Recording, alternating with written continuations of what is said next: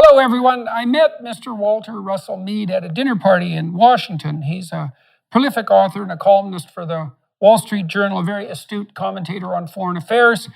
I'm talking to him today about the situation, the international situation in the world as experienced by the United States and its Western allies, let's say.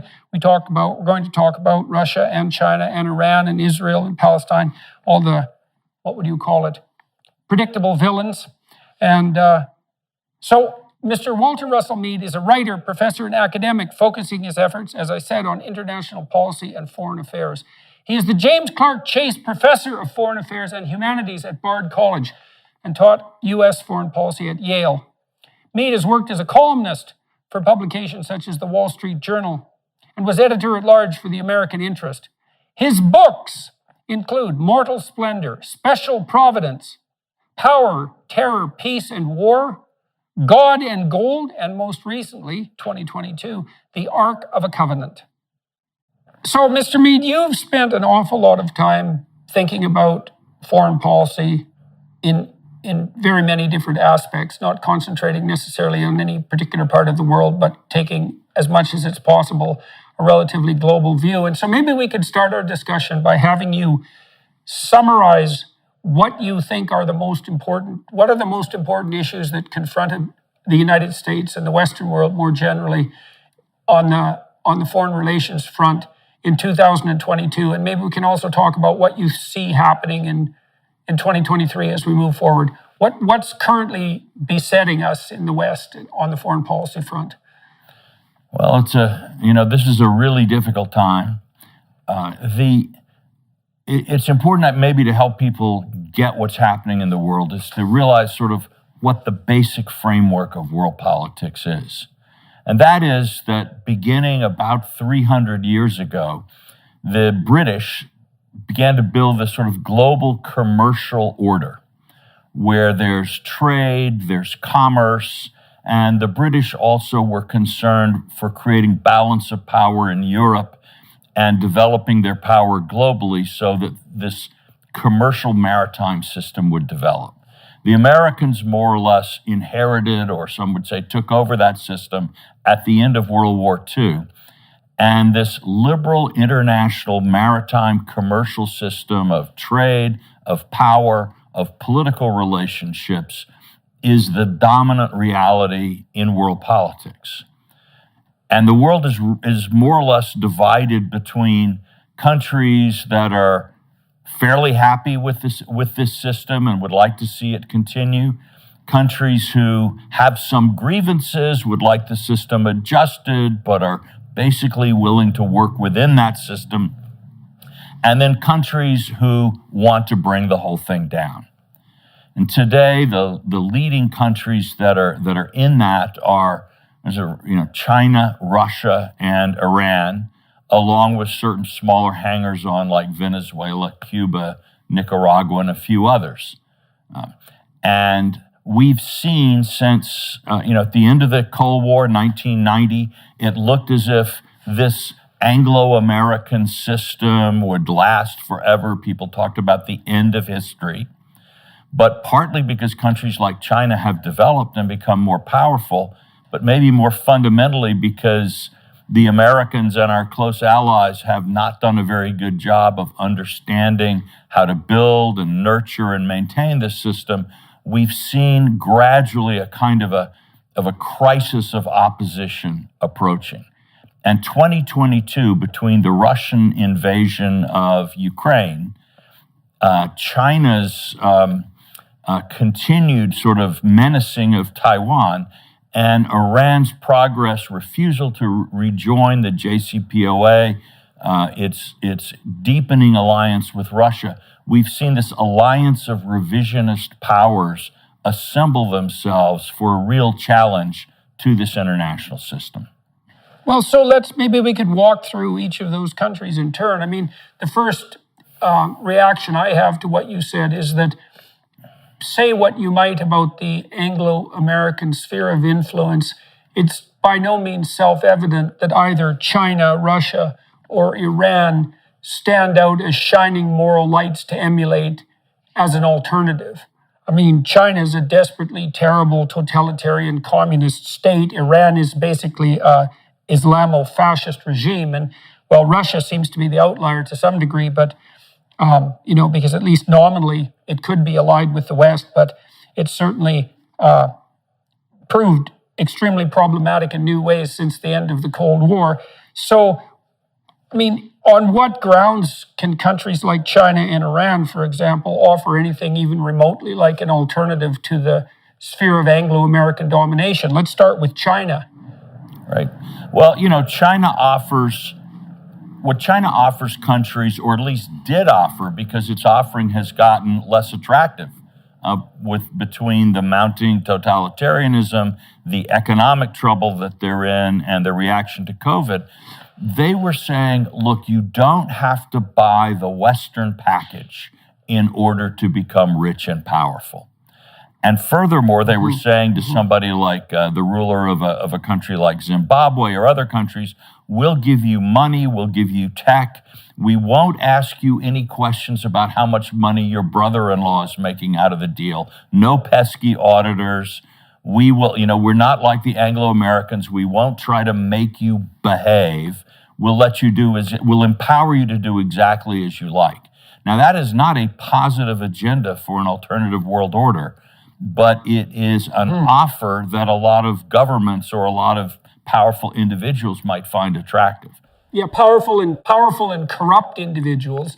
I mean, so let's take that apart a little bit. So the first part of that is the proposition that you can actually be wealthy, or let's say have abundant resources and a reasonable standard of living for your citizens, not for you, without adopting something like the underlying metaphysics of the Western moral code. Yep. And that proposition strikes me as highly improbable, given that the only reason that China's rich at all is because it managed to integrate itself with the West and essentially adopt quasi-capitalist principles without actually adopting the underlying metaphysic. And I don't think their system is stable. I don't think they're going to be able to propagate that well-being into the future. I mean, you said yourself that China has tilted very heavily under Xi towards an increasing totalitarianism, and that's pretty much self-evident. And the fact that they can only peddle their wares with regards to, their profitability on the dictator front to corrupt governments also indicates the moral bankruptcy of their offerings. So if what China has to offer is the ability to bring together, the corrupt dictators of the world, that doesn't seem like a very plausible or sustainable alternative to Anglo-American domination. Right. So, and I mean, China seems to be facing a whole host of problems now, too, including demographic problems that are deadly serious. Right. Well, Jordan, this Anglo-American order is 300 years old, and a lot of people have tried to shake it over the centuries. You can go back to Louis XIV in France, who said, I'm going to have this centralized, powerful, planned economy. We're going to have all the economic and military power of the British, but we're not going to have all that messy political liberalism. And it didn't work, but he put up a good fight that convulsed the world for many years. Napoleon really exactly the same, challenging that Anglo-American, still at that time, British world order, and saying, my dictatorship, my enlightened dictatorship, can create a powerful economy that the stupid British cannot match, and an army that they can't defeat. And he rampaged for quite a while. He did ultimately fall apart, and rightly so. I think Kaiser Wilhelm II, I think Hitler, Tojo, and Stalin, all in their different ways, had the same idea, that the sort of technocratic dictatorship, centralized power and planning could create an economy and a society that could challenge this Anglo-American hegemony. We're called the liberal world system. And they all failed, but they all thought, okay, I'll learn from the past, now I'll win. And I think China is thinking along those lines too. Yeah, well, I think there's a fallacy at the bottom of that presumption that basically is biological in nature. I mean, one of the things I've observed as a consequence of watching the United States as an outsider, let's say for 50 conscious years, let's say, is that diversity of approach beats efficiency of monolithic view. And so what I always see happening in the United States is, well, you guys are crazy about 80% of the time and going off the rails in 5 different directions, but there's always someone in the United States doing something crazily innovative, insane, always.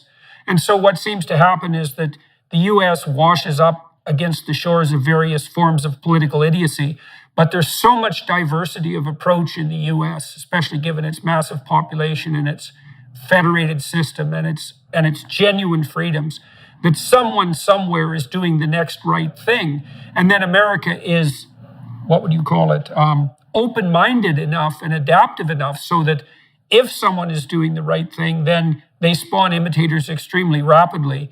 And Americans just capitalize on that like mad. And you get this situation where you could imagine, and I think the Japanese managed this for a while, you could imagine that if you just happened to stumble on the right vision, if you were an efficient and benevolent totalitarian, you could be more effective over like a 5-year period. But you're going to have a hell of a time with power transitions. That's a deadly problem. And then if the world shifts on you that's not in a way that isn't commensurate with your ideological vision, then you have no alternative approaches to rely on. And my observation has been that just scuttles all these countries that try to compete with this distributed and creative, free Anglo-American ethos. And I do think there's a biological reason for that, is that, one of the ways that biological systems compute adaptation is by producing a very large variety of mutations, right, of variant offspring. And most of those offspring perish.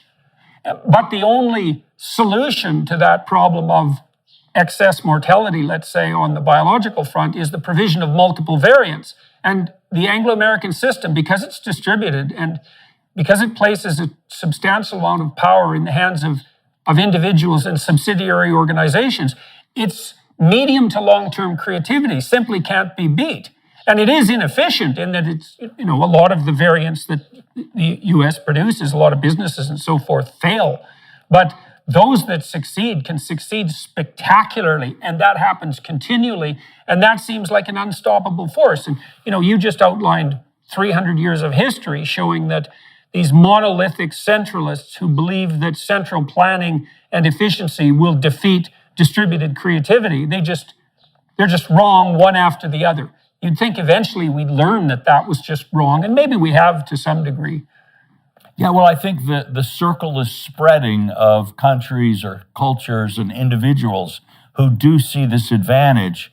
But as a student of history rather than biology or psychology, what I see is that we keep having these wars. And so, I can say, I actually do believe the Chinese system, the Russian system in its own way, the Iranian system certainly cannot really continue as they wish and will fail in the competition. I look at the devastation that we've seen, the Napoleonic Wars, the World Wars. And so our problem on our side is not simply to wait for the time when our diversity and our innovation will clearly triumph, but we have to try to manage or work in foreign policy and security policy to try to prevent new catastrophic wars on this scale, even though the chances are pretty good that we will prevail in the end. Right. Well, it looks to me right now on the Chinese front, they're experiencing a level of domestic unrest that for China appears to be somewhat unprecedented. And it seems to me that it's perhaps clearly in the interest of the Chinese authorities to do something like saber rattle extremely hard over Taiwan to divert their populace's attention from their domestic failures. And so that strikes me as maybe I'm being pessimistic about it, although obviously lots of people are concerned about China and Taiwan. Xi seems to be attempting to consolidate power in the same manner as people like Mao. He's turned out to be a real totalitarian dictator rather than someone who's moving China, maybe like the Chinese leader who modernized. Was it Dao? What's his name? Deng Xiaoping. Deng Xiaoping, yes, exactly. He doesn't seem like another Deng Xiaoping. He seems to be more like another Mao, and that's very worrisome on the Taiwan front. So what do you think's on the horizon on the China front, and what do you think the West should do about it? Right. No, it's really interesting because from the Chinese point of view, first of all, we have to understand that the people like I and you would talk to from China aren't representative of the mass of the Chinese in China. The average Chinese person has never left China, didn't study for years in the English-speaking world at an American or Canadian university or what have you. And for them, it looks very frustrating. They see China as this great nation with a growing economy, largest population in the world, at least until India catches up. And then they look and look at Iran, a tiny country backwards in many ways compared to China, which has been running the table in the Middle East. It's in Syria, it's in Lebanon, it's in Yemen, it's causing problems everywhere you look. Even Russia has gotten Crimea and has achieved things. Where has the Chinese government gotten? What has it done? The answer is it's done less than Iran, done less than than Russia in terms of expanding. So I think there's pressure on the Chinese government from a lot of Chinese public opinion. Why aren't you more effective? If we're as great as you're telling us, why don't the foreigners see that and give ground to us? So there's a clash between what a lot of Chinese people think China's place in the world should be and what they actually see. And the government, as you say, at this time of huge stress, their COVID policy, they locked them down for years, and now they're still having a massive epidemic. The housing market, which is where most Chinese have their savings and investment, house prices have been going down for almost 3 years. There's a major crisis building financially in China. And so the government is in a real pickle as to what does it do next. And that makes it a little bit unpredictable internationally. Well, I was just curious as to your evaluation of the Biden administration's response to the situation in Taiwan. What opinions do you have about the Biden formulation of foreign policy in relationship to China? Look, I think the Biden administration has done a reasonably good job so far in terms of its messaging on Taiwan and on the U.S.-China relations. The CHIP Act, and it's putting economic pressure. It is trying to stop the penetration. So much of Chinese growth has really come from the theft of IP and from intellectual property, from Chinese state subsidies to corporations, in key sectors that are able to use those subsidies to compete unfairly in the rest of the world. And I think we are beginning to see, and this, it started in the Trump years, and even President Obama talked about a pivot to Asia. So there's been a growing awareness in the U.S. on a need to focus more on China and not just sort of sit here and wait for capitalism to turn China democratic, which is what we were maybe doing 20 years ago. So we're definitely ahead on that front. So since I was a young person, what's happened in China? Well, first of all, when I started to become politically aware, let's say back in the 1970s, I remember going to a trade fair in Edmonton, Alberta.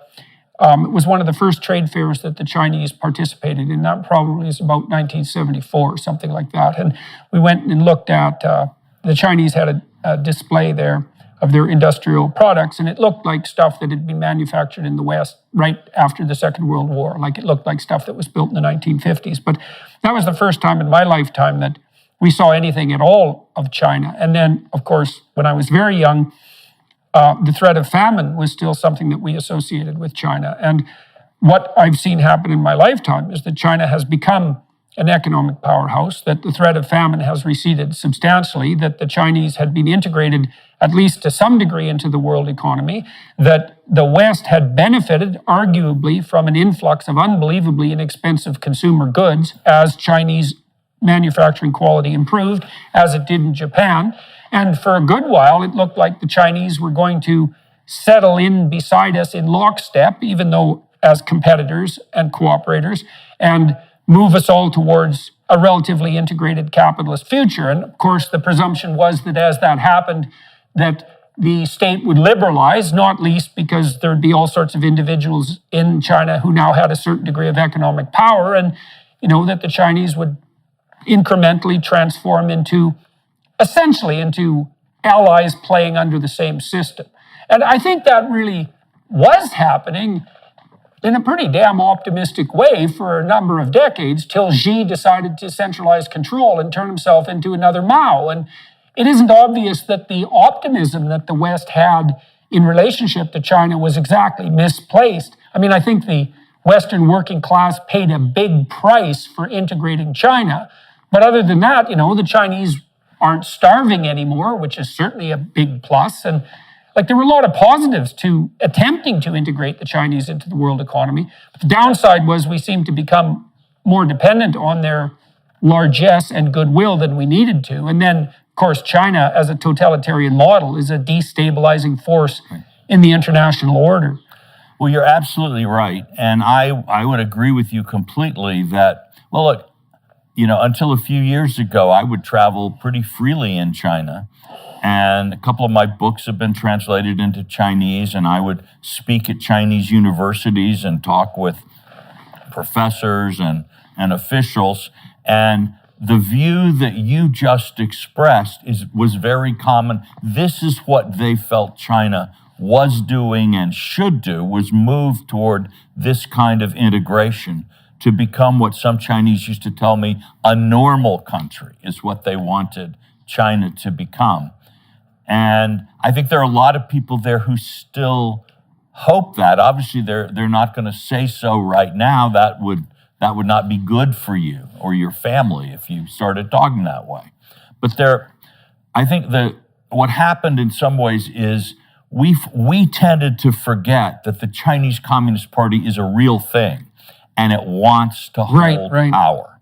And there are lots of people who see, they look at Chinese history. Yes, the Communist Party has killed more Chinese than anything ever in the history of the world, have died as a result of Mao's famines and other things, far eclipsing the death toll, say, in their war against Japan even. But that said, as you pointed out, the economic growth of the last 30, 35 years in China is one of the great miracles of human history. Yeah. And you would have to have a heart of stone not to be glad that hundreds of millions of people have come out of poverty, that new ways of life are opening up, new access to culture, to education. It's what we should all be doing. It's progress and it's good. Right. But that very progress of the society, I think, terrified the Communist Party, because they could see themselves losing control. They could see, and there is in Chinese history and culture, it's a country of 1.4 billion people. That's 4 times the population of the European Union. And it's not so easy Chinese history is a story of the balance between central and local governments. They've had periods of division and war and weakness when others have taken advantage when the central government was weak. So instead of, in a way, relaxing and liberalizing more as their economic policies succeeded, many in the Chinese Communist Party became, really worried that things were going to get out of control. And for a number of years, even before we saw the international hostility, what we saw was gradually, in sector after sector, they were tightening up the control of this central communist elite, and more under one man, Xi Jinping. They were tightening using every lever they could to impose uniformity in China, to reassert, even in companies now, every company has to have a Communist Party cell in it. So we're back to the kind of Communist Party dominance. Commissars. Yes, exactly. And obviously, as a Yeah. Western investor, that's a tough thing when you've got the Communist Party cell running your company. Do you really own the company, et cetera? So it's a Right. So they're moving I think from a good period into a much more difficult one, I think. Right. Well, I think also that people were optimistic, and rightly so, after 1989, because once the Soviets gave up the ghost, it looked for a pretty long period of time that you couldn't beat the communist drum very hard anymore, that the internal contradictions that were part and parcel of the ethos had made themselves manifest in a manner that was utterly unmistakable. And just as the Soviet Union collapsed under the weight of its own internal idiocy, so was the Chinese Communist Party doomed to eventual failure. And it's certainly, and now, but I guess part of the problem is that even in the West, we don't seem to be of one mind when we look at the contradiction between Western productivity and generosity, let's say, and general well-being at the level of the citizen, and the contradictions between that and a radical leftist view of the world. Right? I mean, our own society is rife with this culture war, predicated at least on the part that capitalism is inherently oppressive, and so is Western culture in general. And of course, the Chinese communists believe that in spades. And if we can't get our own house in order with regards to the pathology of these ideas in the West, in some sense, it's not that surprising that the Chinese remain dominated by them. But Right. But the long-term consequences of that can't be good. I mean, what I see happening, I think, in the West, in the US in particular, is that people are losing faith in China as a trading partner, and we're starting to pull back a tremendous amount of manufacturing capacity and decreasing investment and pulling away from China as a trading partner. And of course, that'll just make things more desperate in China, which is not a good thing. Yeah, it's a tricky thing. We in the West, we read 1989 and the events in the Soviet Union as a glorious victory, but in China and Putin is on their wavelength here. They saw it very differently. What they saw is, look at the Soviet Union. Gorbachev tried to liberalize and to introduce some democratic elements into the Soviet Union, and look what happened. The Soviet Union fell apart. Russia was impoverished for a decade. It lost its great power status in the world. And the West, as they saw it in Russia and in China, just, sort of walked all over them and did whatever it wanted. And the Iranians saw this too. So the message for these leaders is, don't liberalize. Liberalism is a poison, and even a little bit of it can begin to corrode and destroy your society. And if you let it in, it will wreck your power and devastate everything. So they actually became, they did not say, oh, how enchanting Western democracy is. They said how dangerous it is. And we've heard Putin complain and talk about the color revolutions, different liberalizing revolutions in post-Soviet countries. And they see the West as leading this kind of subversion, and that Western ideas and Western freedoms are a fundamental threat to their own power, and given the uses some of them have made of that power, made to their personal survival. Right. Well, though that seems like a reasonable concern for ideologically motivated totalitarian dictators. Right. It's definitely the case that Western liberal ideals will not provide an environment where their kind of psychopathic power playing is going to be successful. Right. So they have every reason to be intimidated by that. Right. And I think our mistake was not to realize that, we were saying, hey, we're not, we're going to wait patiently for China to evolve. But on the side of the Chinese Communist Party, they were saying, well, we're not just going to wait patiently until liberalism comes in and wrecks us. We're going to preemptively do what we need to do to maintain our power. So I think... Right, well, maybe we should have known that because they never wavered in their support for North Korea. That's right. And they were also very careful always to say, we want economic liberalization, not political liberalization. Yeah. As if so let's concentrate on that a little bit. So it's not obvious to me at all that you get to have economic liberalization without political liberalization. In fact, I think the order of events in that causal link is reversed. Is that the reason that we have abundance and material prosperity in the West is because of liberalism. Liberalism isn't the consequence of wealth, it's the precondition for wealth. And you can think about that particularly with regards to such things as the right to private property and the right to the fruits of your own labor.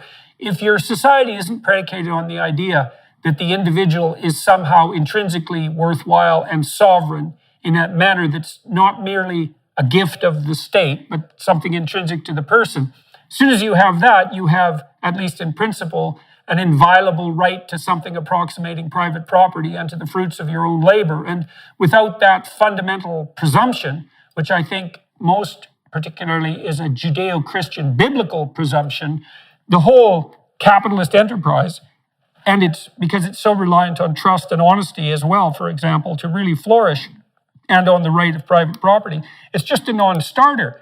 And so this is a favorite shibboleth of the West, is that, well, we can have all this economic prosperity, or even more of it, with a centralized top-down control system that's predicated on the idea of equality. But in reality, that never seems to pan out. And so, you could point to regimes maybe like Singapore as a potential exception, but Singapore isn't very old. And so we'll see how it does with regards to such things as power transitions. But the idea that you can have economic progress without that underlying ethos of individual sovereignty, I don't think there's any historical evidence for that at all. And there's plenty of evidence to the contrary. You described that in terms of the constant failure of the dictator states. You know, what's interesting is that, I think you're right. And that sort of human nature exists in such a way that that private property and the culture of individual rights together with honesty is foundation for greater prosperity. But the foundations of different cultures around the world have a very different relationship to that set of ideas. Mm-hmm. And, I remember the first time I started traveling in Russia, it was still the Soviet Union. I'm giving away how old I am, I suppose, but one of the things I noticed there was that Marxism was culturally attractive to a lot of people in Russia because there was a deep distrust of economic exchange, that the people kind of intuitively felt that if you, at least this is the way it seemed to me, that if a merchant went into the countryside and bought a bushel of wheat for 5 rubles from the farmer, and then took it into town and sold it for 10 rubles to the consumers in the town, he was cheating somebody.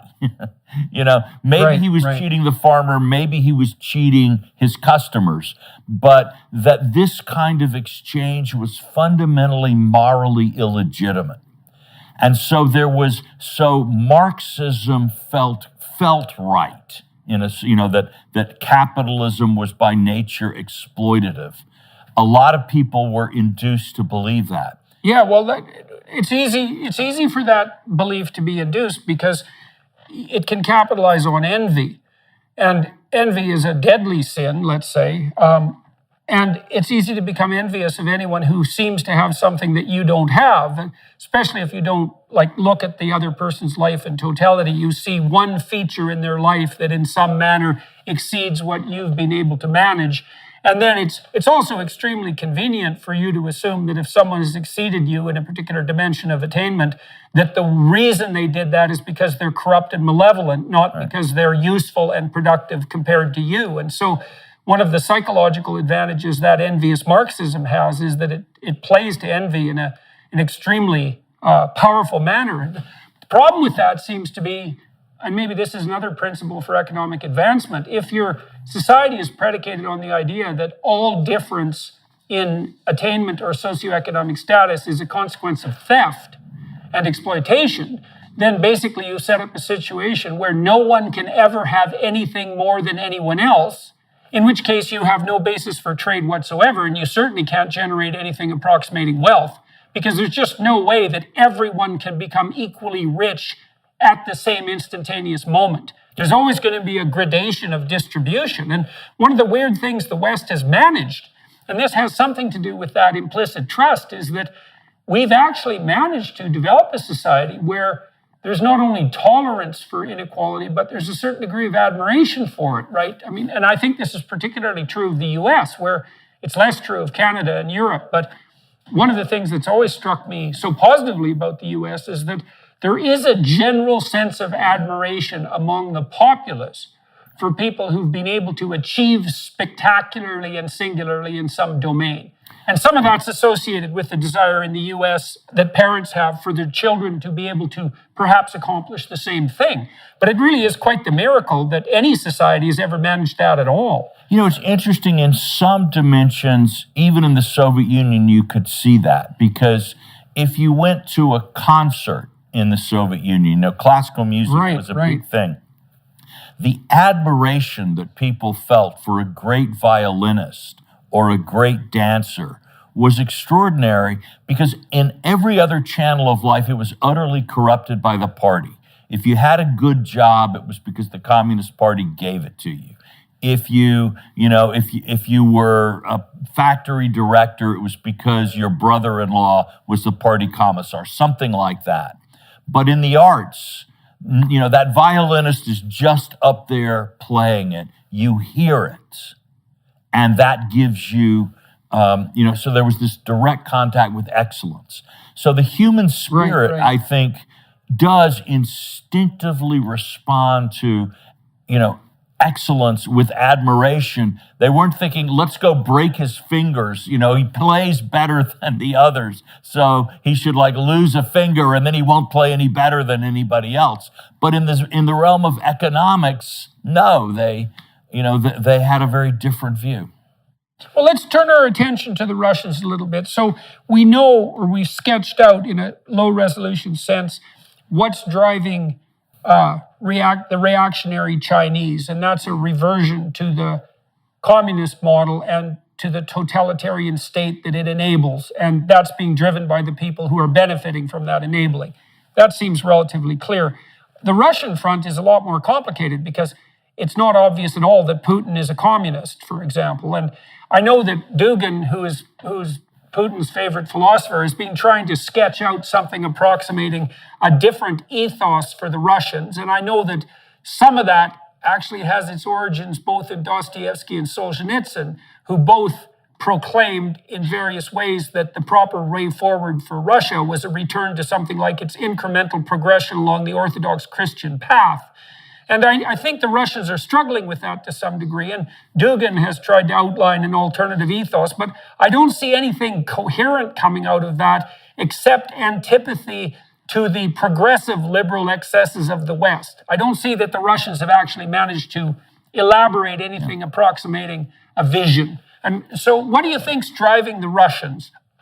Yeah, I think, it's there is a tragic sense of history. Russian history has been a bitter thing. Putin is not a communist. He is, if anything, he's a czarist. He's a Russian nationalist.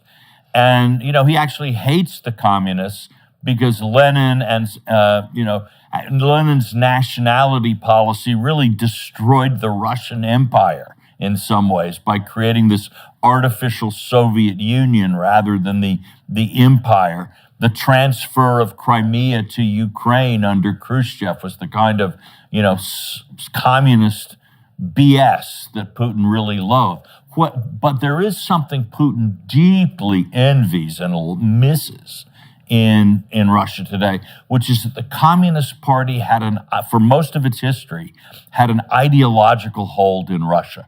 It had a network of loyal informants and co-workers and members, so there would be somebody on every block watching what everyone else did and reporting the bad guys to the suspicious activity to the secret police.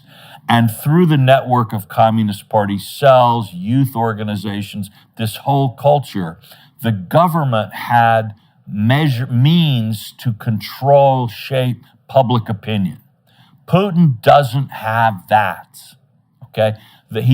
He's trying with Russian nationalism, with the Orthodox Church.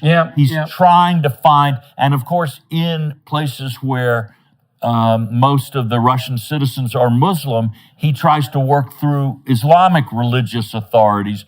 Remember that the Orthodox Church and the Muslim hierarchies were entirely controlled by the KGB under the communists. So when the Soviet Union collapsed, all the KGB hacks and stooges were in place. Now, of course, there were some sincere believers here and there, but so there was blackmail material, ways that you could control the Orthodox Church, ways that you control, and Putin has tried to turn that into an instrument of state control. Now, that's not as illegitimate in some ways in Russian culture as it might seem to some of us, because the Orthodox Church in its theology was always much more supportive of the Tsar, the emperor. It comes out of the Byzantine tradition, where so there's a kind of, some people use the phrase Caesaropapism, that the Caesar, the emperor, is a holy figure as well. So it comports in some ways with the tradition, with traditional Russian ideas, but Russian society changed a lot in the last 100 years. Russia was a peasant society in 1920, and today it's mostly an urban society, et cetera. It's in many, many different ways it's changed. And so Putin does not have the ideological elements of control. The other problem for Putin is that Russian orthodoxy and Russian nationalism don't export the way Marxism-Leninism did.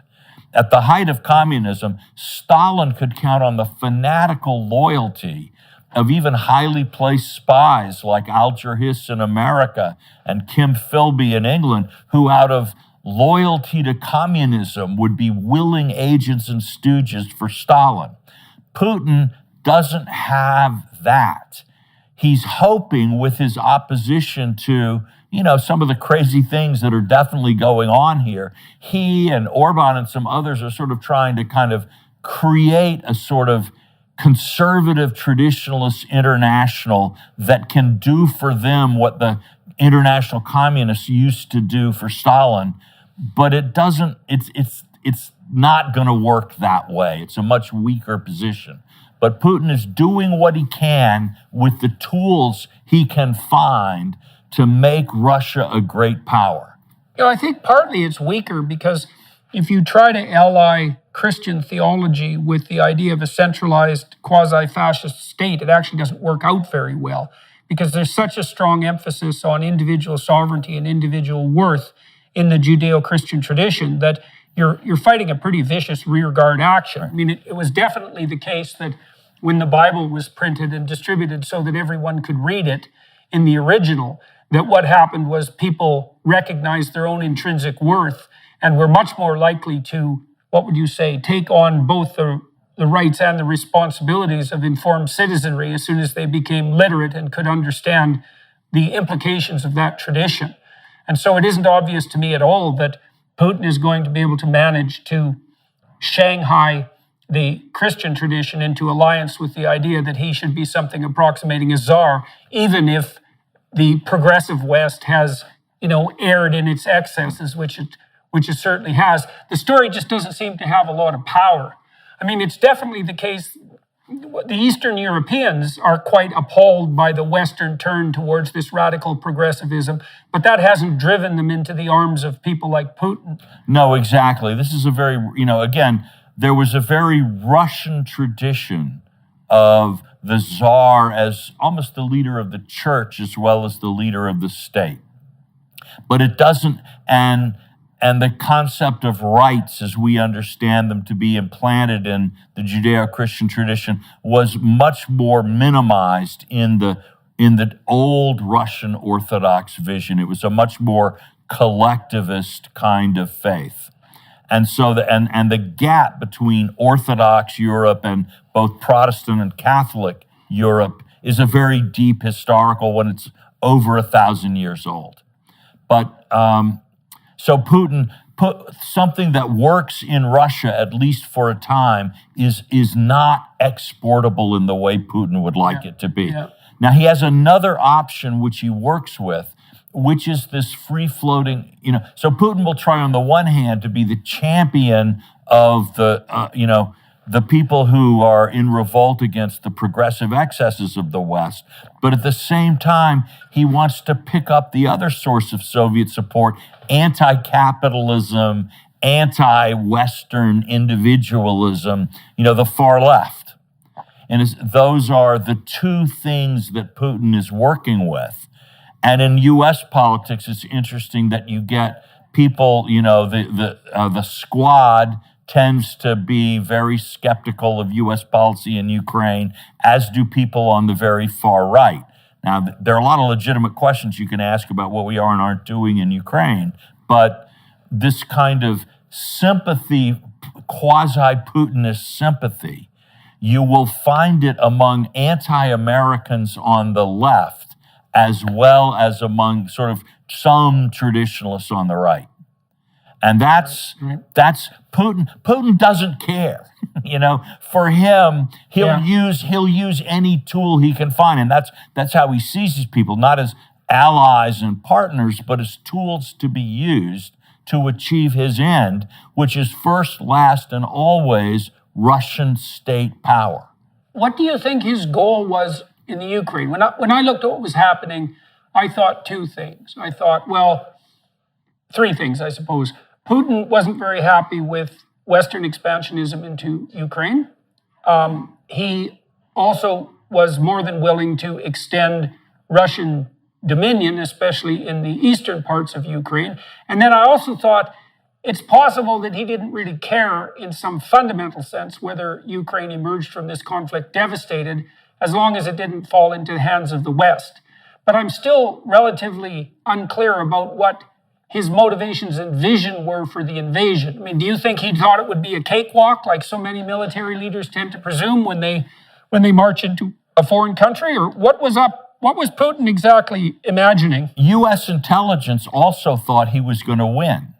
The Americans were saying to Zelensky, we'll give you a plane so you can escape. And we were telling the ambassadors of all the countries, leave, the Russians are coming. There was a panic.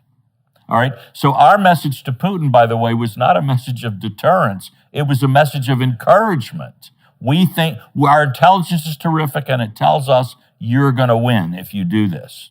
So, that's interesting. I think he did think he would get a lot of success very quickly. But as to the threat of Ukraine to Putin, it's not like it's not that like there might be Western troops in Kyiv. It's clear we don't want to invade Russia. No one in the West wants to invade Russia. There's no support in the United States for sending an army into Russia. Right? That's not on the table. But what is on the table is suppose Ukraine democratizes and becomes a successful country.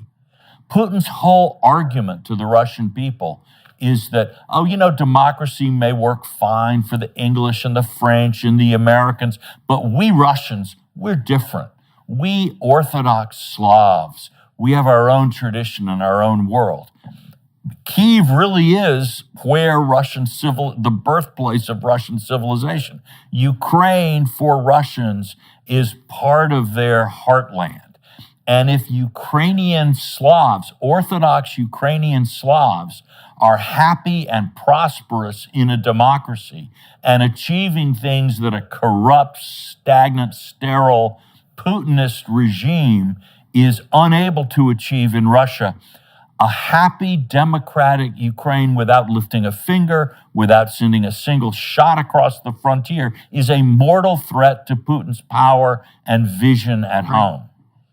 That's the problem. Okay, so does that make a devastated Ukraine and a Russian withdrawal a Putin victory? I think, Putin wants Ukraine to fail. He wants to be seen to be dominant in Ukraine. Those are the two things he needs. Right. And and that's a Crimea. minimal grounds for victory for him. Yeah, and Crimea. Yeah. Okay, so now, what do you see? We don't know how the Russia-Ukraine war is going to continue. I mean, the Russians have been being pushed back, but they're unbelievably heavily armed in the final analysis. And it isn't obvious exactly what a Ukrainian victory would look like in the face of that ultimately overwhelming, let's say, nuclear threat. And so I've read, let's say, intimations that Putin might be willing to sit at the bargaining table now. What do you think? Are we in for a long war? Are we in for a long deteriorating war that's moving to a nuclear exchange? Is Putin feeling pressure to get to the negotiating table? What's your sense of how things are going to unfold over the next year? Well, I think we're in back. The war has gone through several phases already, and it's important to remember. It's been so long since we were all thinking about a big war in this way. We've all forgotten some of the things that are normal in warfare. And one of them is that war changes. So like in World War II, you start with 10 months of Sitzkrieg. No one is doing anything. Then Hitler conquers everything, and oh my gosh, he's going to win. But then another stalemate, etc. It changes. And in this war, there was the initial phase of Russian attacks, and people for a while thought those might succeed. Then the Ukrainian defeat. Then we went into that long period of like slow, grinding Russian advances. Then there were the heartening Ukrainian pushback, and everybody said, their whole Russian army could disintegrate, etc. They seem, at least for now, to have stabilized their front. We don't really know. And with the missile attacks and Russia fighting on the boundaries, are we back to grinding war of attrition? Or because, the morale in the Russian army is quite low in some places, could we see more military collapses like we saw, on the Russian side, etc.? So there's a lot going on. Both the Ukrainians and the Russians still think they have some cards to play.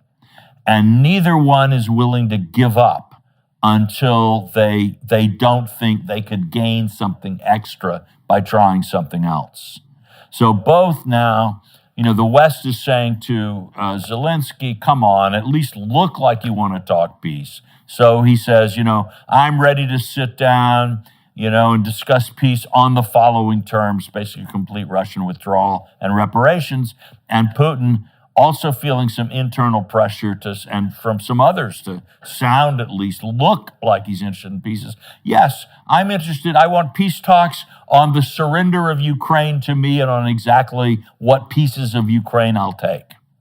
But neither side at this point is ready to stop fighting. So I don't see immediately much change. And the future will be determined by how the armies do on the ground. The god of battles will determine where we are. And then, as the reality changes, the two sides' appreciation of what they can reasonably hope to achieve change. And at some point, maybe we'll see, a negotiated peace. Right, but you think there's a fair bit of war to come before that, because it isn't obvious that either side is losing in some fundamental sense, right? It's still very ambivalent. Each side has reasons to believe that it can gain from where it is now, and as long as that's the case, the tendency is for the war to continue, yes. Okay. Let's turn our attention momentarily to the situation in Iran. I'd like to talk about two different streams there. The first would be the protests. And then also we could talk about Iran in relationship to Israel and also the Iranians' nuclear program. When I was in Jerusalem, I met with some senior people who'd worked in various ways for the Israeli government over the years. And some of them were very concerned about Iran's capacity to move very rapidly towards the development of a nuclear bomb. And my understanding is that they're still experimenting quite heavily with sophisticated centrifuges that are designed to push them to the point where developing a nuclear weapon could take place, if necessary, within a few months. And it seems to me to be the case that Iran is Israel's most fundamental enemy and is devoted in some real sense to the eradication of Israel. And so that's all extremely worrisome in some sense.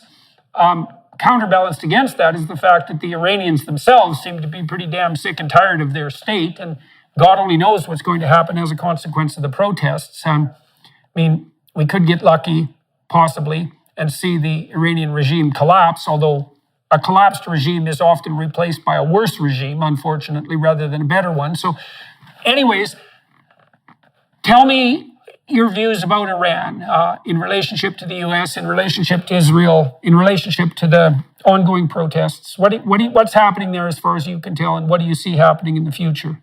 Well, in the first place, I think that hostility to the United States and Israel, and more broadly to the West, is baked into the nature of the current Iranian regime.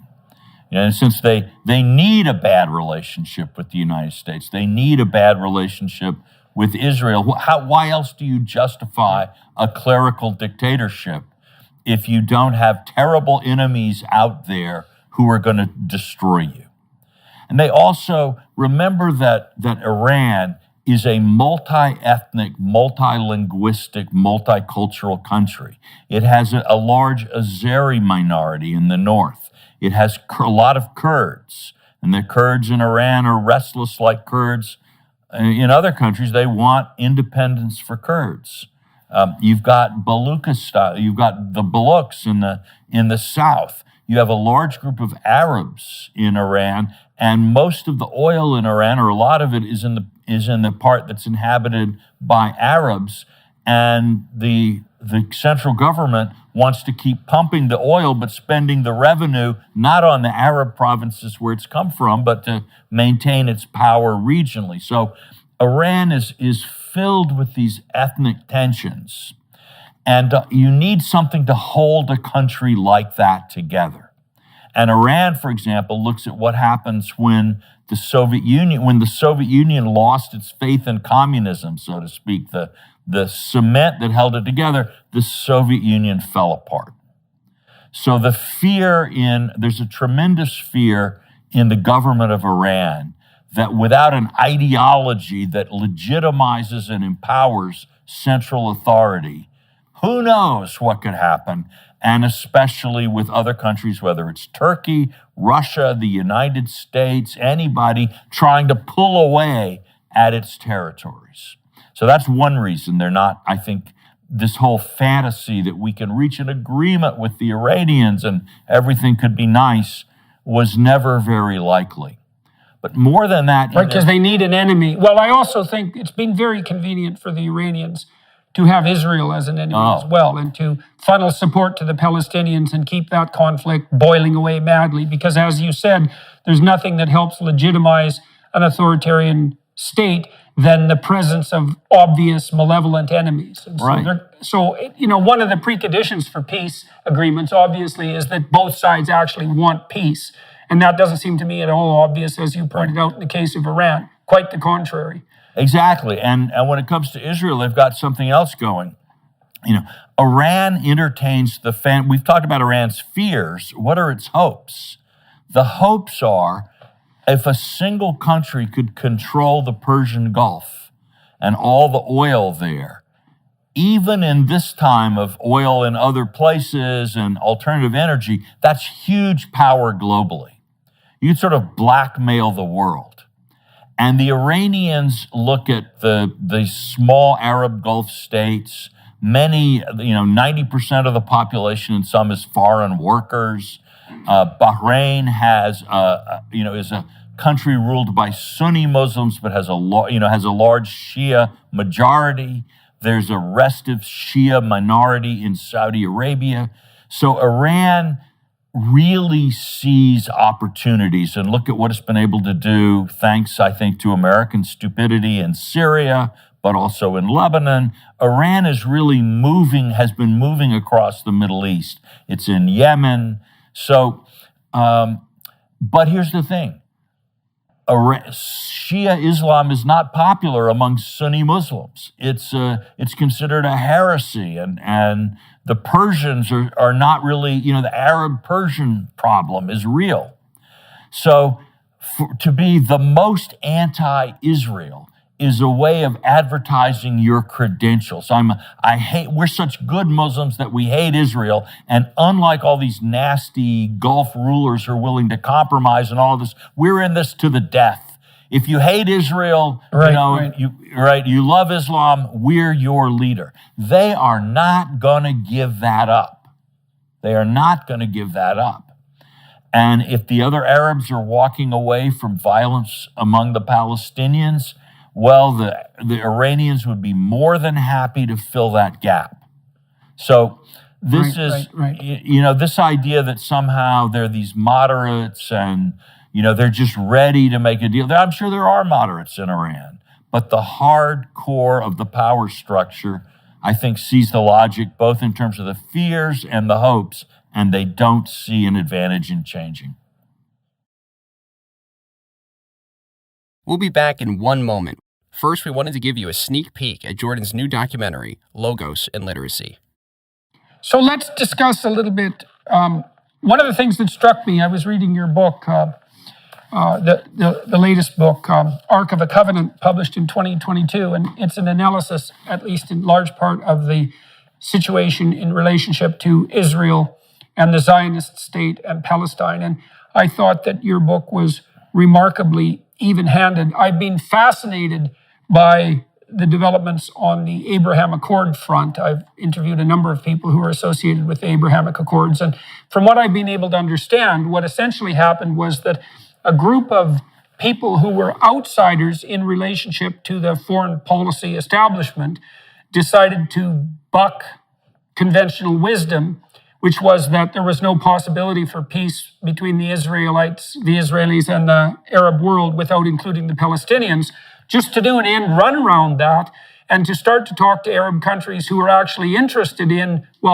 keeping Iran under control, but also in making peace with the Israelis for strategic reasons, partly because they're a major military power, but also for economic reasons, because so many Arab states are now looking to differentiate their economies away from reliance on the petrodollar. And so what seemed to have happened with the Abraham Accords was a very large group of Arab countries decided that peace with Israel was definitely in their best interests, and that did circumvent the Palestinians.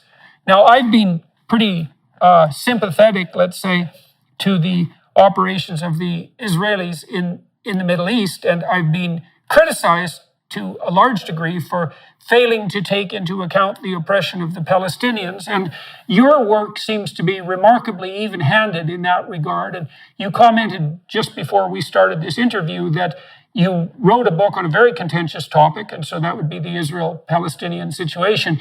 But you didn't really contribute to an exacerbation of the culture war, and you really didn't get pilloried for it. And so what that seems to indicate is that you struck kind of a nice balance between advocating on the Jewish side in relationship to Israel, and also pointing out that by no means a majority of Jews around the world even support the Zionist project, and also extending a certain degree of sympathy for the displaced Palestinians. So maybe could you walk us through your view of the Abraham Accord and your view of the situation in Israel vis-a-vis the Palestinians? Sure. Let me start with the root, the Israeli-Palestinian situation. It's Americans were actually, pro-Israel before the Jews were, non-Jewish Americans. In the 1890s, before Theodor Herzl, the founder of modern Zionism, had written his book on the Jewish state, the President of the United States got a petition asking him to use his influence to promote a Jewish state in Palestine. And this petition was signed by John D. Rockefeller, J.P. Morgan, and the entire sort of American establishment was on board with this idea. And I myself, thousands of years of persecution, the horrors of the 20th century, if any people on earth need a state and for that matter deserve a state, surely it's the Jews. At the same time, the Palestinians are a people. They became a people in part because of the struggle with Israel and with the Zionists, and they're human beings, and human beings have rights. And as an American, I believe in rights and rights like self-determination. So my hope is still, although it's difficult and complicated, that there would be, that someday I'd be able to travel from the Jewish state freely to the Palestinian state and have friends in both places. That's what I would like to see. Mm-hmm. Now, in the book, I don't make recommendations. I think now it's very hard to get there, but that's what I think most Americans would like to see, and is what I would like to see. Okay, so you cite Mark Twain in your book, and let me just see if I can find that here. Yes, here's a citation from Mark Twain. Now, see, when I talked to Netanyahu, one of the claims that was put forward on his part was that before the Zionist movement, the Palestinian territory, now Israel, was pretty damn desolate and abandoned. And the Palestinian observers of that conversation are very upset about that characterization, feeling that it's in the best interests of the Zionists to portray pre-Jewish Palestine as a desolate and abandoned wasteland. Now, but you cite, let me read this, "Yet, to American eyes, the land that the Bible famously described as flowing with milk and honey appeared bone dry and deserted in the 19th century, and its handful of inhabitants, Arabs and Jews, seemed deeply wretched and prey to disease and poverty." Mark Twain, in one of his popular travel columns, wrote, "From Abraham's time till now, Palestine has been peopled only with ignorant, degraded, lazy, unwashed loafers and savages. For Twain and for many Americans, the Holy Land was wasted on its current inhabitants, whose poor stewardship had turned the land of King Solomon and King David into, as Twain quipped, the most hopeless, dreary, heartbroken piece of territory outside of Arizona." Now, it's certainly the case that one of the claims to Israeli legitimacy, in my understanding, is the idea that this was a particularly God-forsaken piece of territory. The Ottomans themselves weren't that interested in holding on to it. It hadn't been utilized particularly effectively. And one of the consequences of the Zionist enterprise is that once was an essentially barren desert wasteland has been turned into an extremely populous and productive and economically thriving and blooming country.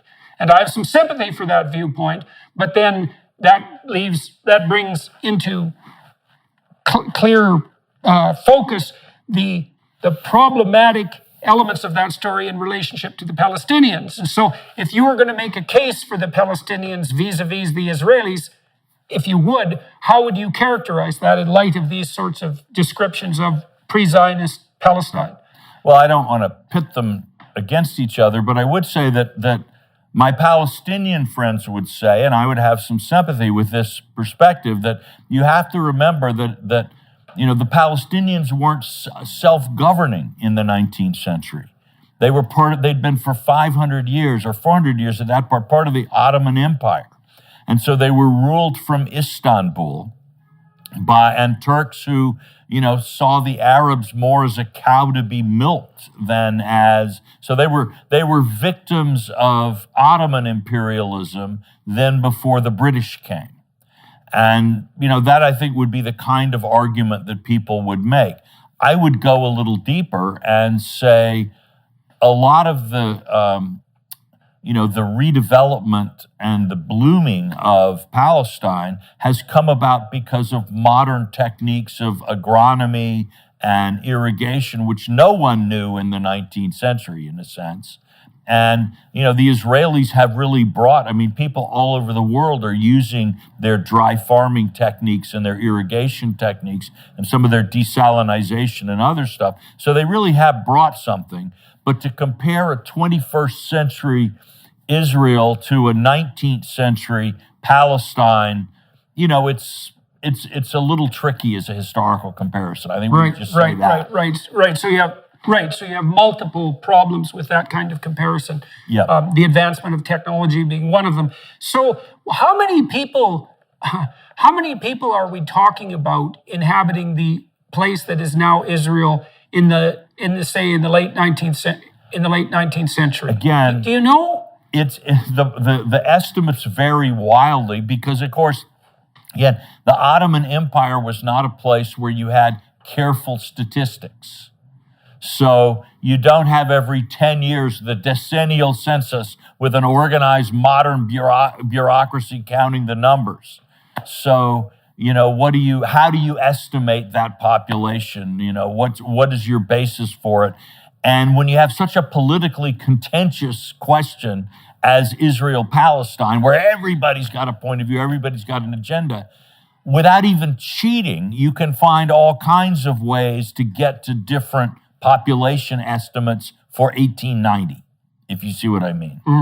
So I honestly don't think, and in all of these, one of the things in Ark of the Covenant, the book, I try to make clear is that in many ways, this dispute between the Israelis and the Palestinians is one of 100 such disputes. Croats and Serbs in the former Yugoslavia, Hungarians versus Romanians in Transylvania. There are all these national disputes.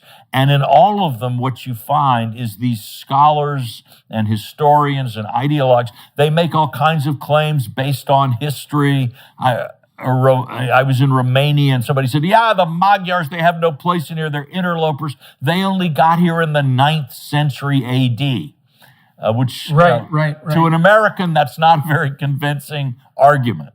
But anyway, everybody comes armed with these battalions of facts that they just throw at each other.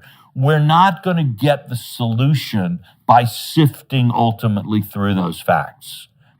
That is raking over, if you have a husband and a wife who've quarreled, raking over every quarrel in the marriage is not actually the way to get them moving forward. No, right. You need something like a uniting vision. No, I think that's a very good point. And I mean, part of the reason that there is conflict everywhere when there is conflict is because the facts themselves are open to question. I mean, that's almost like the definition of the precondition for a war. Yeah. We don't agree what the realities are on the ground at all. And we disagree with them so vociferously that we can't even discuss them. We have to now kill each other. And we disagree with the rules, like what should adjudicate something? Is it, so the Zionists will say, and they're right to say so, the League of Nations recognized the British mandate over Palestine as a national home for the Jews. So it's legal. The UN reaffirmed it in 1948. How much more legal, 47, how much more legal could that be? And a Palestinian might say, well, the British were colonial interlopers who stole the land from the Ottoman Empire, and the Palestinians never had a voice. What gave the League of Nations the right to say that the British had a right to the territory? That's imperialism. Right. And they're both arguments, and people will have different reasons for supporting them. Well, and then there's ideological reasons too. I mean, there's two things that you do very masterfully, at least in this book, the Ark of the Covenant. The first is, I would say, you make this remarkable case, which you touched on earlier, that a tremendous amount of impetus for the Zionist movement wasn't specifically Jewish. It happened to dovetail with a stream of Christian evangelism, that's probably the right way to think about it, that viewed the emergence of a Jewish state in the Middle East as part of the fulfillment of biblical prophetic tradition. And you point out, as you did with the Rockefellers, for example, and with J.P. Morgan, that there were Zionist movements on the Christian front that at least developed in parallel with the Zionist movement on the Jewish front, and in many places preceded it. And so one of the things I found quite compelling about your book was the detailing out of the remarkable and strange support that the Zionist project found in the Christian West. And so you also point out that if it was up to the Jews worldwide and they had a democratic vote, let's say, with regards to Israeli policies, it's by no means obvious that the hawks on the Israeli side would be the most popular let's say, put forward the most popular viewpoint in relationship to what Jews themselves believe, and that there's no evidence at all that, what do you call it, the Vulcan planet theory? It's something like that the whole Zionist project is the conspiratorial consequence of imperialist Jews.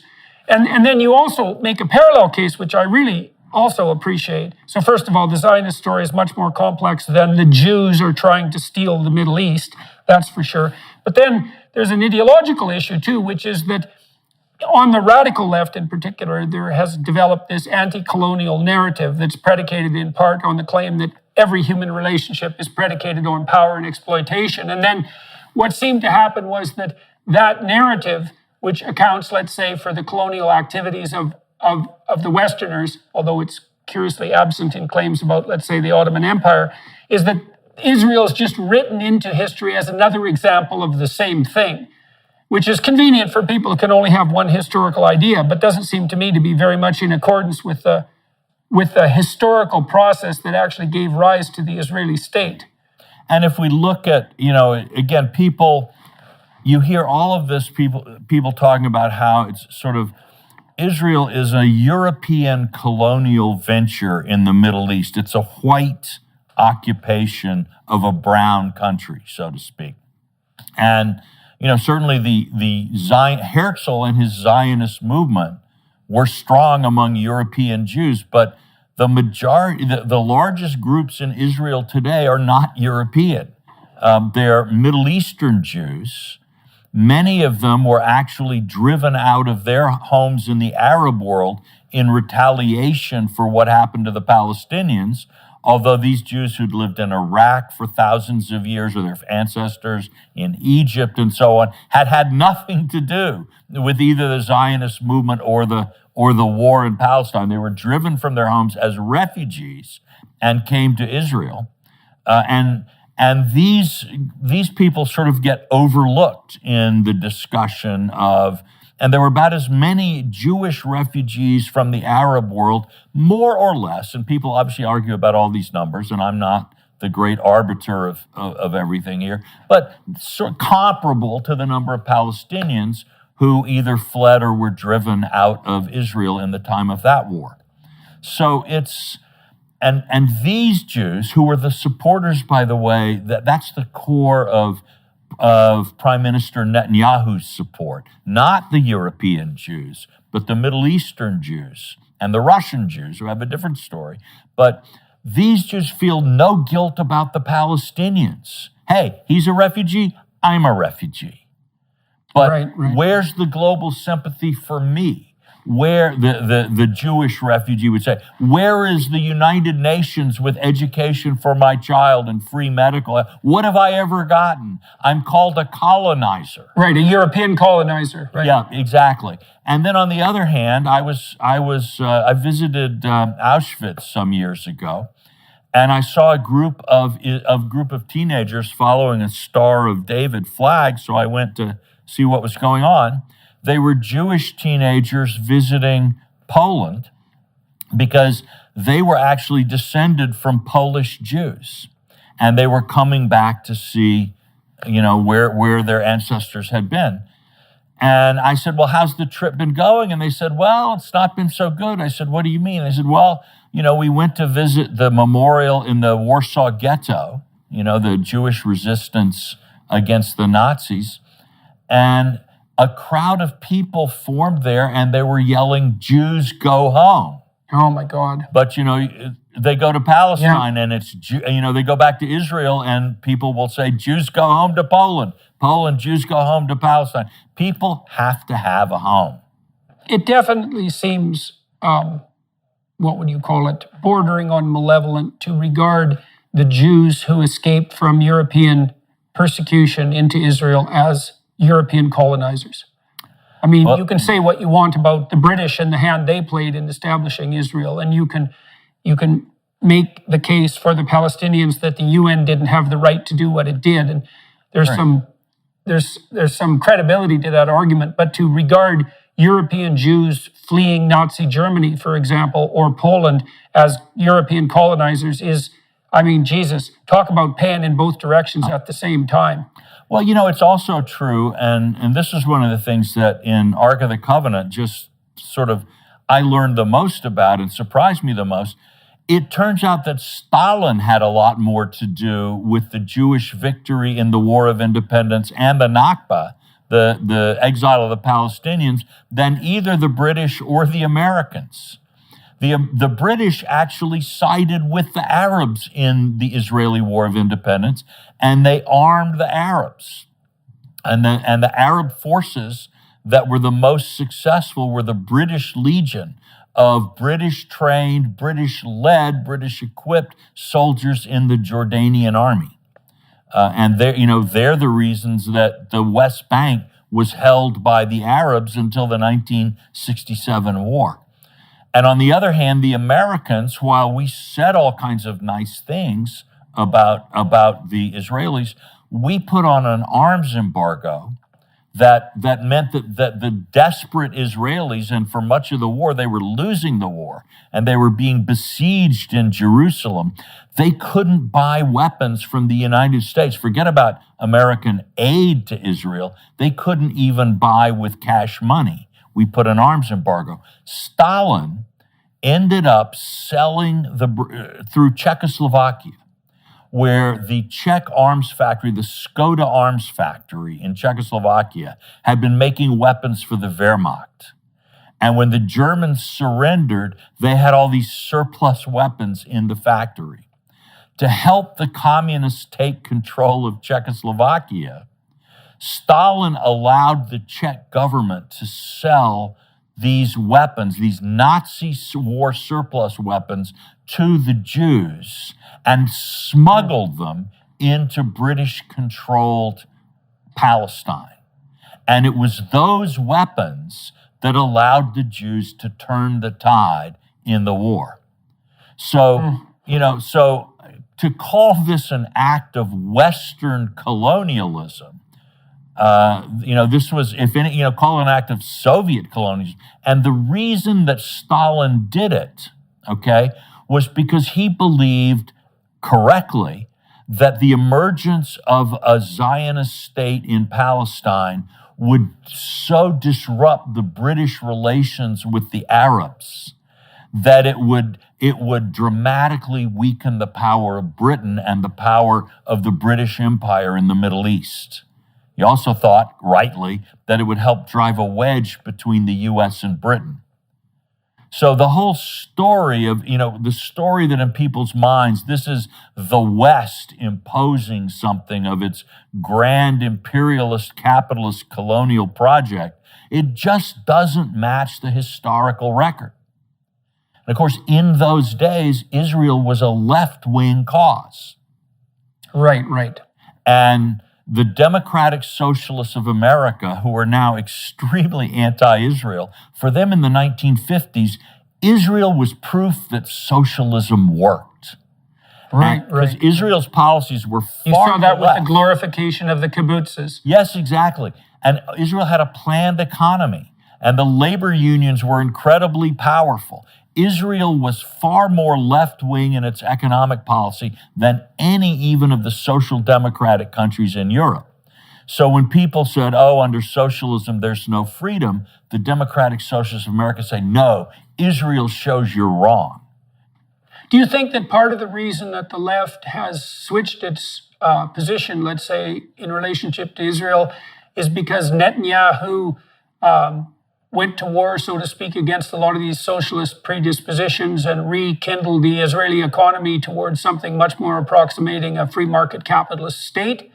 Yeah, it was a combination of several things. And this was a factor that in the 70s, Israel goes from being a poster child of socialism to being a poster child of Thatcherism and Reaganism. That those were they began to introduce those economic reforms, which have helped create, in particular, the incredibly dynamic tech sector that now gives Israel allies all over the world. And we'll come to the Abraham Accords in a minute, because this is obviously a major factor. Yeah, well, Netanyahu's claim is that so he made two claims when I talked to him, and not only obviously when I talked to him, but One is that he worked very hard to make Israel a formidable military power, but also worked very hard to make Israel a formidable capitalist enterprise. Yes. And that it was the combination of those two things that enticed or forced, let's say, the Arab states that did sign the Abraham Accords to go along. They wanted Israel as an ally against Iran. And Israel was powerful militarily and had showed its prowess in that regard. But also because the Israeli economy had been freed from the strictures of an idiot centrally planned socialism, it had become an industrial and technological powerhouse, rivaled perhaps now only by Silicon Valley. And that also made the Israelis very attractive as trading partners to the Arab states that were interested in modernizing their economies. So that's Netanyahu's pitch. What do you think of it? Well, I think claims. Fundamentally, this is correct, that Israel, thanks to its economic reforms, but also thanks to some intelligent state, it isn't laissez-faire, but the state has been very much involved in promoting its tech sector. But it is done essentially under capitalist principles, and it's worked brilliantly. And that then, the tech investments help reinforce the economy overall, but also increase military capability. And this, by the way, is a little bit worrying globally. In the old days, when you spent money on defense, it would weaken your civilian economy. Instead of building a school bus, you would build a tank. But increasingly today, because so much defense capability is linked to IT, advanced information processing, and all kinds of stuff, a lot of that technology is dual use, but also firms that are excellent in military planning and military investment are extremely powerful economically. So in fact, in large defense budgets tend to promote economic growth rather than restrict it. And that change, I think, is propelling the world in a dangerous direction towards more armed races. And that's something to be genuinely to be concerned about. Is it propelling the world to more, pseudo-fascist collusion between large enterprises at the pinnacle of the state? Well, hopefully, again, this is going to be one of the tests of the 21st century. It's clear that information and state power are very closely aligned.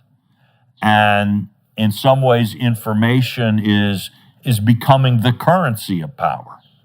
And so you certainly, if you're the United States, you don't want TikTok or Huawei to have access to all the data about your population, and it goes vice versa if you're China. So one of the kinds of fantasies maybe we had in the 1990s was that the tech revolution would make national borders obsolete and create a single global commons. It doesn't look to me right now as if that's the way things are working, that the tech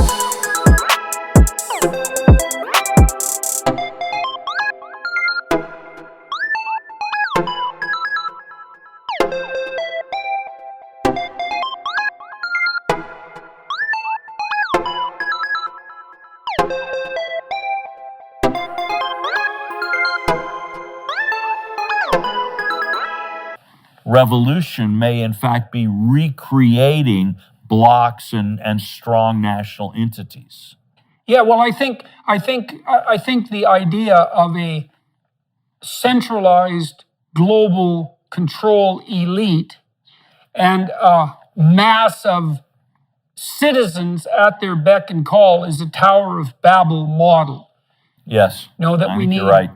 You see this in AI systems as well. For an AI system to process information about the world properly, it has to have a very differentiated hierarchy of distributed computation. There can't just be a centralized, what would you say, algorithmic system operating on the basis of a few algorithmic principles and then an undifferentiated massive activity. And the proper model for governance has to be something like, I think, something like the Catholic principle of subsidiarity, where you have sovereignty inherent in various strata of the hierarchical system, and that the hierarchy is quite deep and dense and differentiated. And so the problem with the globalist view is that there's this notion that you can have a centralized cabal that can make relatively simple centralized decisions, and all the power that should be distributed in all these subsidiary organizations can be accrued to the central authority. That just can't work. And so there's going to be a place for something like sovereign nation states, because you want governance to operate as locally as you possibly can. So you need countries, you need states, you need provinces, you need towns, you need municipalities, you need families, and every single one of those levels of organization have to be given their due with regard to political and economic power. Yes, I think an overwhelming amount of information isn't going to eliminate that. Yeah, so that's the problem with the globalist vision, as far as I can tell. What do you think of the Abraham Accords? Well, I think broadly speaking, I think basically, in some ways, the story that you told, I think, is the right story. The thing I would add, which is to say that the Arabs and the Israelis are both looking at Iran, and by the way, down the road they might be looking at Turkey. Because remember, the Ottoman Empire ruled both Palestine and the Arab world for hundreds of years. And as Erdogan has tried to revive this idea of an Islamic Turkey, he's made a lot of his neighbors quite nervous. So the sense is, well, Iran might be the threat today, Turkey tomorrow. But yes, the Arabs and the Israelis now understand that they have a core strategic interest in common.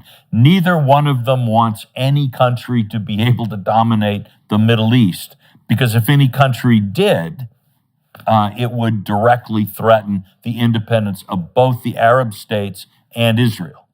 Now, they didn't recognize this in the past because many Arabs had this dream that there could be an Arab state that would dominate the Middle East. That was Saddam Hussein's vision. It was Nasser's vision. In his kooky way, it was Gaddafi's vision. But this pan-Arabic, or in some cases pan-Islamist vision of the Middle East, that is sort of, the Arabs have lost faith in that by and large. And so there is an understanding that their interests and Israel's interests are connected in this very geopolitical way. But at the same time, you've got the problem of energy transition. The Gulf Arabs in particular used to think, hey, we've got all this oil, it's going to be around forever. Now they're not so sure. Will we still be using an oil-driven economy in 100 years, et cetera? And with all of these talks about carbon neutrality and so on by 2030, 2040, whatever year, I mean, I'm a little skeptical that all of these things are going to happen in the ways. Yeah, they're not good. They're definitely not going to happen. I mean, the Biden administration itself has projected that it'll take till 2240 to produce something like 100% reliance on renewable energy. Right. So these ideas that we're going to get there by 2050, they're not only preposterous, they are outright lies. Right. But even so, the Arabs have to figure, because on the other hand, they've got fracking, and they've got, greater competition from other sources. The Arabs have to figure the price of oil, their income from oil over the long term is going to be trillions of dollars less than they once thought it would. That there's a long-term downgrade for income streams from oil. And so that means in a country like Saudi Arabia, where the population is growing and the government, in order to stay in power, needs to keep the people happy in some way, you've got to be thinking about economic growth. Well, that means you need technology. It means you need investment. It means you need to have good relations with the people who are good at this. So there's an economic dimension to that as well, that's new, and that is added now to the strategic. The third thing, though, and I think some of the Americans involved in the Abraham Accords have not talked about this as much, but it's real, is that neither the Arabs nor the Israelis trust the Americans as much as they used to. And it's partly because of things like the Iran nuclear deal that they thought was sacrificing their interests to America's interests. But it's also, we elect Bush in 2001, then we turn around 180 degrees, we elect Obama. Then 8 years later, we turn around and we elect Trump, and then 4 years later, we elect Biden. So people in countries where America plays a large role in their security, they have to think harder than before about, well, we don't know who the Americans are going to elect in 2024. Will it be Elizabeth Warren? Will it be Donald Trump again? They have no idea what we'll do, and frankly, we don't either. So that means that they have to work together more. So American weakness actually helped push the Abraham Accords. So one of the disappointments that I've experienced in relationship to the Biden administration was what I saw as their ideologically motivated rejection of the advances made on the Abraham Accord front. From what I've been able to understand, the Saudis were playing a large role behind the scenes in pushing the Abraham Accords forward. And it seems to me that had the Biden administration gone to the Saudis with an attitude that would have unfortunately also allowed Trump to claim some credit for the Abraham Accords, if this Biden administration had gone to the Saudis with open arms in some sense, that they might have been the next signatories for the Abraham Accords. And it looked to me like the Biden administration let an extremely narrow-minded, parochial, ideological view of both Trump and the situation in the Middle East scuttle an unbelievably promising opportunity, not only on the peace front, but the Americans were also very much interested in getting their hands on some additional Saudi oil, which they seem to have failed at dismally, and then had to turn to, lovely regimes like Venezuela. So what do you think's going on with regards to the Biden administration and the Saudis in relationship to the Abraham Accords? Well, this is a really interesting story, and it's a complicated one, but I'll tell it as simply as I can, which is that the Democratic Party has been basically hating Saudi Arabia for 70 years. The last Democrat who really sort of liked the Saudis was Franklin D. Roosevelt, who visited in 1944. But during the 1950s, Democrats actually hated the Saudis in general because they were very pro-Israel at the time, and they saw the Eisenhower administration, which tilted toward Nasser and in general toward the Arabs. Well, you're preferring a bunch of evil feudal monarchs over democratic Israel because you want the oil, and the oil monopolies are your friends. So to be a good liberal Democrat was to hate the Saudis and hate Eisenhower for liking them. Then you come to OPEC, the 1970s, and now you have the oil cartel. I think we've been protecting you from the Soviet Union and your enemies, and you turn on us and you're jacking up the price. And at that time, sort of working class America was basically democratic. And the price of oil tripled at a time when people were getting like 10 miles a gallon in a car, and it was wrecking people's lives, and it was the Saudis who were doing it. Then you add sort of, then 911 comes along, and there were the Saudis, but plus the Saudis were friends of the Bushes. The Bush family had a long connection with the Saudi royal family. Obviously, hanky-panky is at work. It's the evil. Then now on top of all of that comes oil and the greenhouse gases. The Saudis are destroying the world because they're pumping all that oil into the atmosphere. And any good relationship with the Saudis is sort of bowing the knee to big oil and to the destruction of human life through climate change. I'm exaggerating, but you can see what I mean. Right. Well, you also saw widespread Saudi support for the Wahhabis as well, and their drum beating on behalf of a pretty damn restrictive form of fundamentalist Islam. Exactly. But it looked to me like So that's a perfect storm, but it still looked to me like the American choice in the last 5 years was something like, well, is it Iran or is it the Saudis and the Israelis? Right. And it seems to me that despite the sins of the Saudis, which are manifold, the idea that they're not preferable to the Iranians is a form of political insanity. Well, I think we also need to throw in a factor here, which is, there's been a huge scandal recently about Qatari influence in the European Parliament, where they've actually arrested the former vice president of the European Parliament, and so on and so forth. The Qataris are very anti-Saudi. They've had a huge fight with the Saudis in recent years. They also have a kind of a softer relationship with Iran.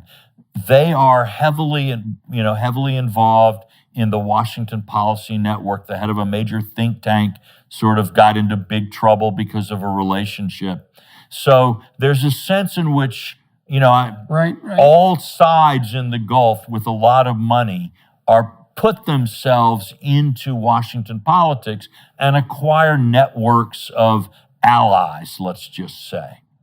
So and the Democratic side of the spectrum is more aligned with soft on Iran. Pro-democracy is a little bit tilting toward the Muslim Brotherhood. Again, I'm not saying everybody does this, but if you watch Washington politics, you can see some threads moving forward. Okay, what in the world is the rationale for being soft on Iran? Like, I don't see a rationale for that at all. I mean, Iran is a terrible, repressive theocracy with nuclear ambitions. Well, it's a dangerous regime. So how can you be soft on Iran? May I call you Jordan, by the way, or Mr. Peterson? You certainly may. All right, I'm Walter, by the way. It's after 2 hours, I think we should. But I think we could do that. But I think that, look, if you believe, and a whole generation has come to believe in the U.S., and not entirely for bad reasons, like the Iraq War was the worst mistake America has made in the 21st century, people would say that, and a war with Iran would be even worse than the war in Iraq. And it's very easy to start a war with Iran, but once it's going on, it'll suck us dry, it'll divert us from China, the Middle East will be aflame, et cetera, et cetera. So and furthermore, we got to get out of the Middle East and think about China, okay?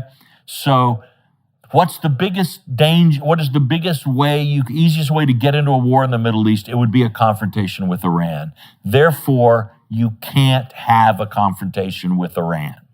That's the way I think a lot of people are thinking. And and they're saying, and they will say, and now I can't tell you this is what they think because I can't read their minds. But I think the logic of the position is we have to say we don't want an Iranian nuclear weapon, but actually, if you're given a binary choice between a war with Iran, with the U.S. fighting Iran to keep it from being not nuclear, and then or just hoping that if they get a nuclear weapon, we can deter them and Israel can deter them like everybody else with nuclear weapons has been deterred, they would say, better let them have the bomb than have the war. I think that's the logic of the position. And that the Iranians, smelling that as the logic of the position, have taken a very tough line in negotiations, and at this point are continuing to press the Biden administration. That's what I think is probably happening. Okay. We've wandered over a lot of territory. We talked about China, we talked about Russia, we talked about Iran, we talked about the Abraham Accords. We talked about the complexities of the Israel-Palestinian situation, so we've covered a lot of the territory I was hoping we would cover. Is there anything that is remaining that you'd like to bring people's attention to? Well, this has been a great conversation. I really enjoyed it, and we touched on so many things. I guess I would like to close by giving a bit of a reason for optimism for folks, because the world situation is grim and there is real danger of war. But this Anglo-American 300-year-old system of a kind of a commercial capitalist global liberal framework, it it doesn't just stay there by accident.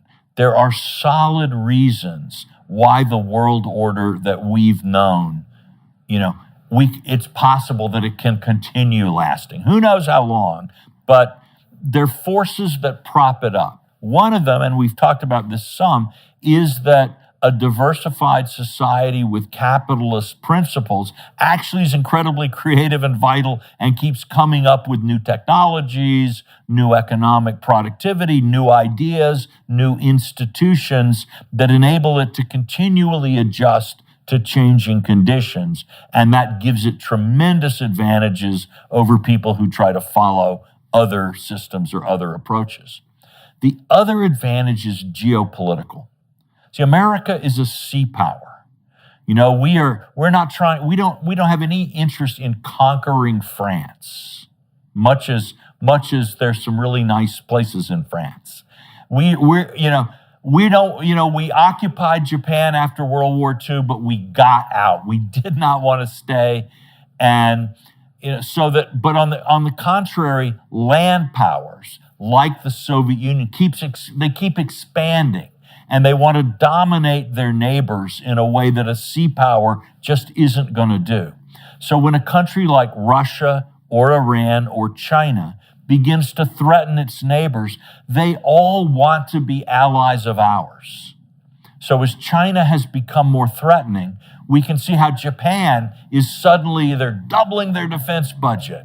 They are deepening their relations with Australia, with India. They're really working very hard to build the alliance. The Indians are waking up and getting very geopolitically active. So the Abraham Accords pop up in the Middle East.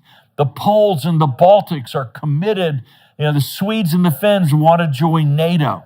So when this system is threatened by ambitious big powers, the other powers organize into alliances. And this is not new. This is how Britain defeated Louis XIV in the 16th and early 17th century. It's how the British were able to defeat Napoleon. It's what brought down Kaiser Wilhelm in World War I. It's what brought down Hitler and Tojo in World War II, and it's what defeated the Soviet Union. So there are things on our side, and we need the courage and the vision, and maybe even a little bit of the knowledge of history that can help us understand and assess these incredibly threatening and dramatic trends in world history that we're living through.